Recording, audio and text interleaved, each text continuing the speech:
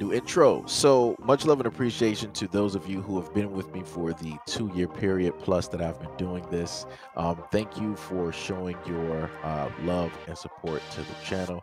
And to anybody else who is brand new to the platform and you would like to support the channel, also you can do it by way of Patreon, Anchor, the clothing store, and also the shoe shop that is listed in the comment description below. And again, thank you to any and all of you guys who have been here to support this channel during the 2+ year period. I wouldn't be able to do what I do every single day without you.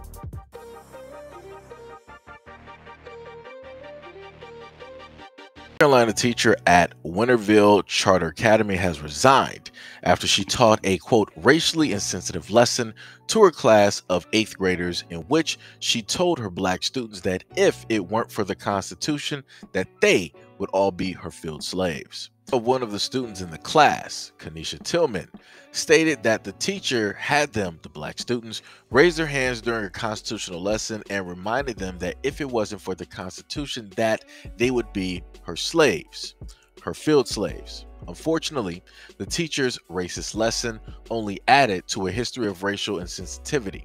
Tillman and other parents have expressed their children been subjected to at the school. According to Tillman, a fellow parent sent her a text message on September 20th about another racially disturbing incident with the same 8th grade teacher.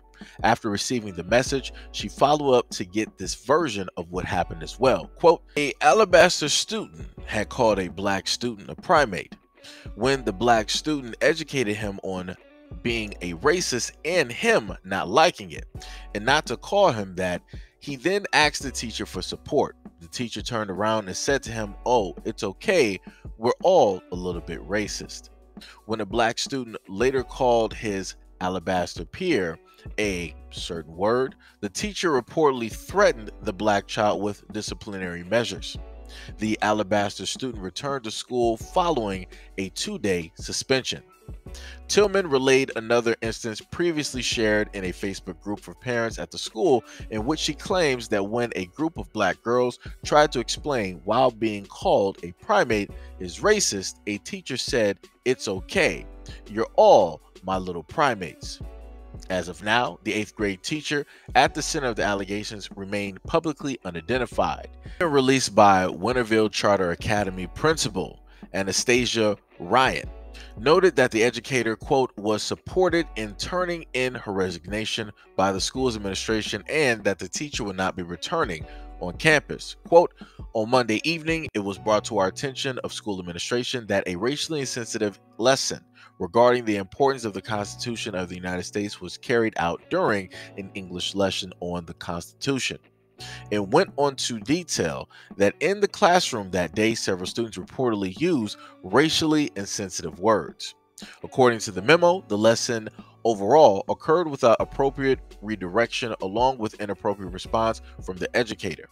Ryan's letter was sent home to parents and also outlined that the culturally sensitivity training for the teacher that resigned will be provided along with proactive training measures for our current and future staff members. A spokesperson for the National Heritage Academy, which is a parent company of Winterville Charter Academy, had this to state, quote, the school leadership team acted immediately upon learning about the racially insensitive lesson and student remarks and is currently working to address ongoing concerns from parents that racially insensitive student remarks continue. While the spokesperson noted that she didn't and could not go into detail because of privacy concerns, the National Heritage Academy will not tolerate racism in our school community and will continue to take swift action that will address these issues. All right, so this teacher has had these incidences happen a multitude of times. The reason why this is funny to me is because you can't expect anything different. The school system just told you that, hey, yeah, we know that this happens. We're just going to put forth some sensitivity training, aka this is our shield to basically state that we're being proactive in trying to counteract any type of racist or discriminatory rhetoric by any of the teachers that we hire. And this is the most that we're going to do. Don't expect nothing more. Don't expect nothing less. Just expect this every single time, that it happens, right? Just a pat on the back, a slap on the wrist. Pretty much that's it. And this is when it comes to when other black people state, why is it that we as black people still allow certain individuals to teach our kids, knowing the fact that there is a potential that things like this will be consistent, that they will keep happening over and over and over again, and that nothing at all ever is going to change. Why? How much more, in a sense, realistically, as black people, can we be outraged? Can we be emotional? Can we march? Can we protest about the same thing time and time and time and time and time and time and time and time and time and time and time again? I've done a multitude of stories that have showcased a lot of this nonsense, but yet here we are. Here we are. Am I saying that, the kids deserve to go through this? No. But am I saying that us as adults, as parents, should know better? Yes, that's exactly what I'm saying. Some people might say, well, Seiji, what plans do you have? What do you have as an alternative, for, our kids to learn? Well, you can homeschool them. And I'm pretty sure that people are going to say, well, I can't afford to homeschool. I work 2 to 3 jobs and, a variety of different things. I completely and 100% understand. This is why they always state that, it takes a village to raise a child. This is what you got family members for. This is where you got trusted, close friends and different things of that nature, where you guys can take turns in basically teaching a certain curriculum or giving that education that is needed for, that child. So, or better yet, you could potentially have or move to a different area where they have better schools that are suited for your children so that they won't have to suffer and go through a lot of this nonsense at schools by way of teachers that look nothing like them. Yo, to a lot of the black parents out there, at the end of the day, it's like, yo, y'all gotta do better. Like 100%, y'all gotta do better. Because, no matter what somebody will try to tell you to try to alleviate a situation, there's always going to be a rhyme and a reason or an excuse of why it is that it can't get accomplished, why it is it can't be done, or why it is that you decide that, you can't sit up there and do it, right?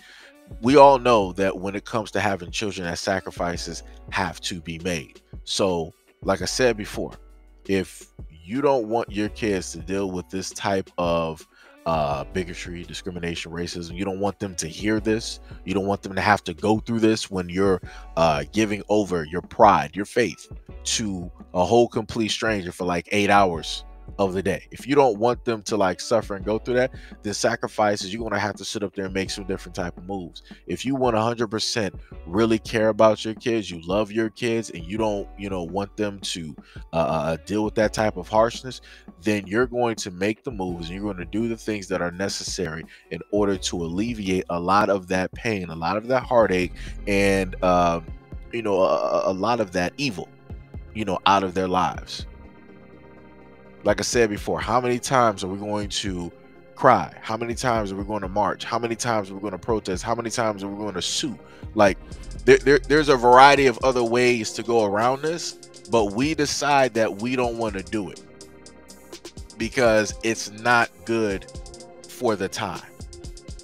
Versus if we come together as a community and we put some money for it, and we open up our own schools, and then we hire our own people to be within these schools, including janitorial positions, electricians, plumbers, and so on and so on and so on, we will be in a lot better circumstances when it comes to deal with our kids and alleviating a lot of the stress from that. They shouldn't have to deal with this.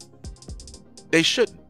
But like I said before, it is at the fault of the parents for allowing these things to transpire, because we still put our kids in schools and we still allow people who look nothing like us, who never walked a day in our shoes, who have no understanding of what it is to be black, to basically try to teach our kids. And this is what happens. this is what happens. So like I said, we can't really be shocked when we allow this to keep happening. But anyways, let me know what you guys think about this video and everything that I stated in the comment description below. And as always, peace, love, and stay tuned for the next video.